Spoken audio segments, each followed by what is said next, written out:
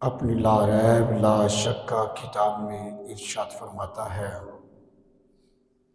وَمَا أَرْسَلْنَاكَ إِلَّا رَحْمَةً لِلْعَالَمِينَ کہ اللہ تعالیٰ نے اپنے پیارے حبیب علیہ السلام کو تمام عالمین کے لیے رحمت بنا کر بھیجا ہے۔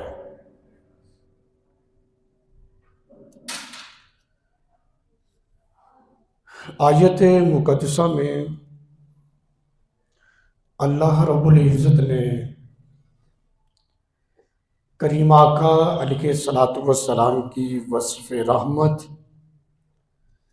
پھر اس کی وسعت کو ذکر کیا کہ آپ عالمین کے لیے رحمت ہیں۔ عالمین سے کیا مراد ہے؟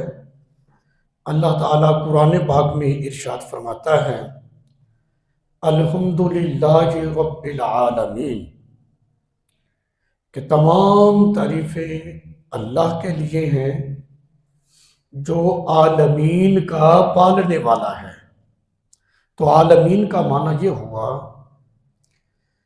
کہ جو اللہ کی مخلوق ہے، جس کو اللہ نے پیدا کیا ہے، ان تمام مخلوقات کے لیے اللہ تعالیٰ نے اپنے پیارے حبیب علیہ السلام کو رحمت بنا کر بھیجا ہے۔